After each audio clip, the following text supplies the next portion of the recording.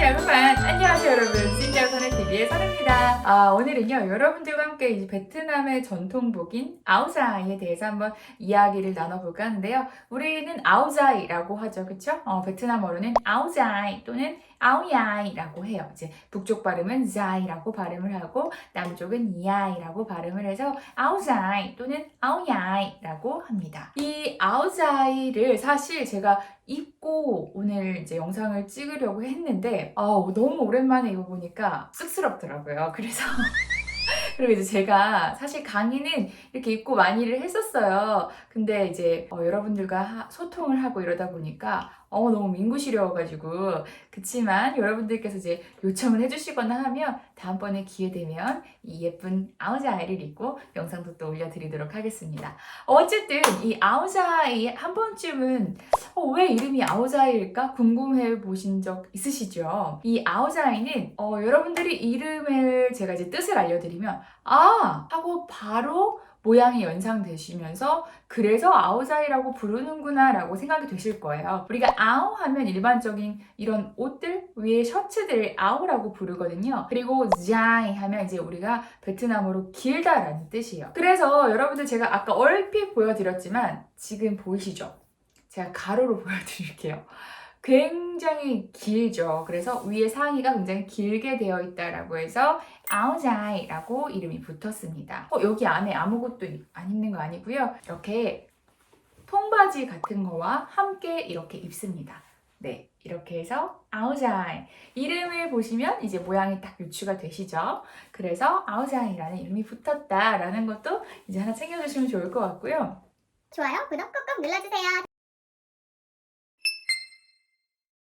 사실 처음에 이 아우자이는 이런 형태는 아니었어요. 여러분들 이 아우자이가 지금의 현대식 아우자이가 탄생하기까지 우리 베트남의 역사가 굉장히 굴곡이 많고 그리고 길잖아요. 복잡했잖아요. 그 모든 것들이 그대로 담겨 있는 게 바로 오늘날의 이 아우자이랍니다. 네, 이 베트남이 프랑스의 지배를 받게 되면서 이 아우자이 역시 굉장히 급진적으로 변화를 하게 되는데요. 이전에 아우자이가 중국의 영향을 받았고 그리고 중국의 유교 사상의 영향을 받아서 굉장히 뭔가 보수적인 느낌이었죠. 그래서 뭔가 폼도 크고 그리고 옷감도 실루엣이 전혀 드러나지 않는 두꺼운 천이었다면 이 프랑스의 영향을 받으면서 굉장히 개방적이게 변화가 되고요. 당시 프랑스 패션의 영향을 많이 받았다라고 해요. 그래서 변화된 점이 우리가 원래는 아우드턴이라고 해서 네 갈래로 갈라졌던 게 이렇게 오늘날 형태처럼 두 갈래로 갈라지는 형태로 바뀌었다라고 하고요. 그리고 보이시죠? 굉장히 하늘하늘 거려요, 옷이. 그거는 이제 바로 이때 옷감이 얇아지기 시작했다라고 해요. 그리고 제가 이 옷을 지금 입진 않았지만 입지 못한 가장 큰 이유 중에 하나가 너무 달라붙기 때문이거든요.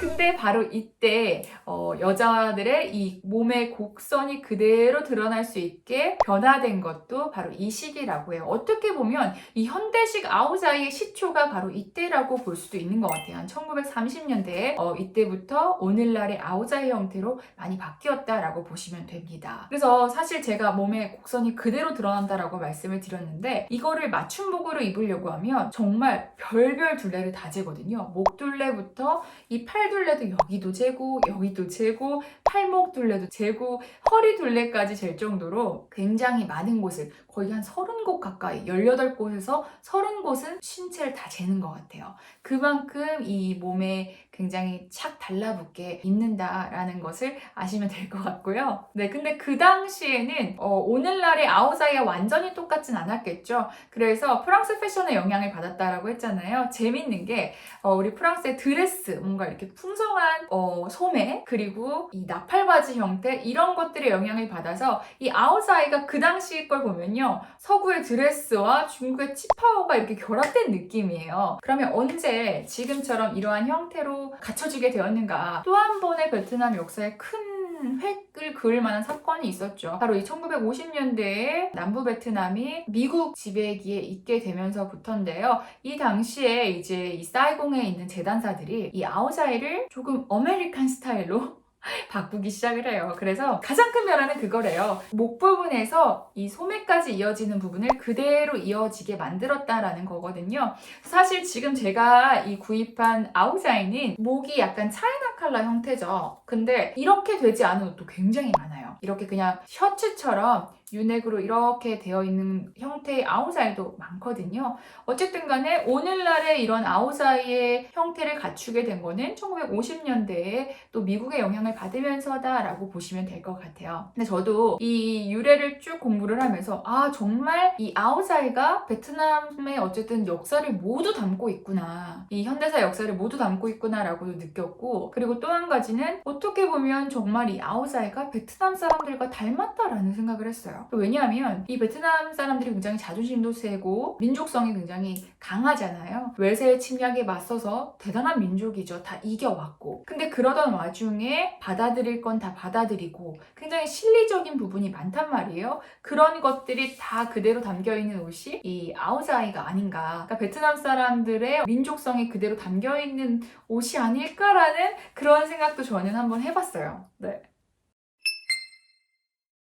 네, 이 아우자이를 베트남에서 많이 입는가에 대해서는 사실 이 외국인의 입장에서 봤을 때, 외국인의 시선으로 봤을 때 굉장히 많이 입는 것처럼 보여요. 뭐 관공서라든지 은행이라든지 하다못해 호텔의 리셉션 직원도 아우자이 입는 경우 많고요. 그리고 우리가 베트남 항공을 이용하면 거기에 있는 승무원들의 유니폼이 바로 이 아우자이란 말이에요. 그래서 굉장히 많이 입는구나라고 생각하실 수도 있을 것 같아요. 근데 그건 반은 맞는 거죠. 어쨌든 항복과 비교했을 때는 특정 직업군에 있어서 굉장히 많이 입는 편이지만 또 일상생활에서 일반인들은 사실 아우자이를 그렇게 많이 입진 않아요. 일반인들 같은 경우에는 결혼식이라든지 또는 입학식, 졸업식 이런 특정한 날 많이 입는데요. 저도 베트남에서 한 5년간 살면서 아우자이를 딱 2번 입어봤어요. 첫 번째는 베트남 신문사에서 한국인 유학생을 인터뷰하는데 이 아우자이를 입은 모습이 필요하다라고 해서 입어봤고요. 그리고 두 번째는 제가 아는 언니 결혼식에서 들러리로 쓴 적이 있어요. 이 베트남 결혼식은 신랑 측 친구와 신부 측 친구들이 함께 이렇게 들러리처럼 서서 예물 같은 거를 교환을 하거든요. 전통 혼례대로 하면 그때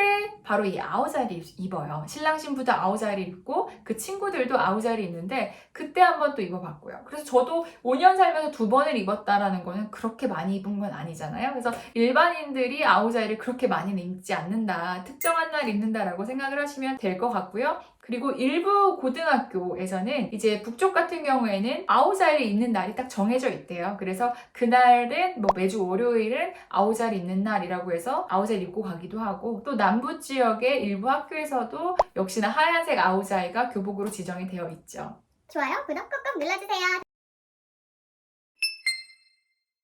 네, 이 아우자이의 색깔이 정말 무궁무진하잖아요. 여러분들 나중에 기회 되시면 베트남에 가셔서 아우자이를 구매하셔서 막 기념 촬영 같은 거 하시잖아요. 근데 제일 고민스러운 게 색상 아니세요? 어떤 거 선택해야 나한테 잘 어울리지? 부터 시작해서 뭐 무늬라든지 패턴 이런 거 선택하는 것도 되게 어려우실 텐데 예전에는 이 색상의 구분이 되게 뚜렷했다라고 해요. 빨강, 파랑 이런 원색은 주로 아이들이 명절 때 입었고, 그리고 옅은 파스텔 톤 이런 색깔 있잖아요. 뭐 노란색이라든지 핑크색이라든지 하늘색이라든지 이런 옷은 주로 아가씨들, 즉 미혼의 여성들이 입었다라고 하고요. 조금 짙은 색깔, 초록색, 보라색, 뭐 갈색, 약간 이런 채도가 높은 계열의 색깔들은 주로 중년 여성이나 또는 저 귀여운 여성입니다라는 걸 나타내기 위해서 입었다라고도 해요. 그래서 이런 부분은 사실 근데 요즘은 많이 퇴색됐죠. 디자인도 워낙 많고 색상도 워낙 많기 때문에 이걸 구별해서는 거의 입진 않는 것 같아요. 그냥 자기 취향에 맞게 색상이나 또는 패턴이나 이런 자수 형태를 고르는 그런 식으로 가고 있고, 하지만 예전에는 이렇게 구분을 해서 입었다라고 해요. 네, 오늘은 여러분들께 베트남의 의상 아우자이에 대해서 함께 이야기를 나눠봤는데요. 이런 말이 있대요. 아우자이는 아름다운 옷이다. 하지만 아무나 입을 수 있는 옷은 아니다라는 거죠. 그만큼 이 베트남 사람들만이, 베트남 여자들만이 소화할 수 있는 옷이다라는 것 같아요. 정말 그만큼 베트남스럽다라는 게 이 아오자이가 아닐까 싶네요. 저도 아오자이를 언젠가는 이제 그렇죠. 코로나 사태가 끝나고 제가 베트남에 가서 현장감 있는 영상을 보여드릴 수 있을 때 아오자이 입고 베트남 연유 커피 마시면서 좋은 영상 많이 올려드리도록 하겠습니다. 여러분들도 이 시국에 항상 건강관리 유의하시고요. 심심하실 때면 제 채널 들어오셔서 봐주세요. 아시겠죠? 좋아요, 구독 꾹꾹 눌러주시고요. 오늘도 감사합니다. xin chào các bạn, hẹn gặp lại.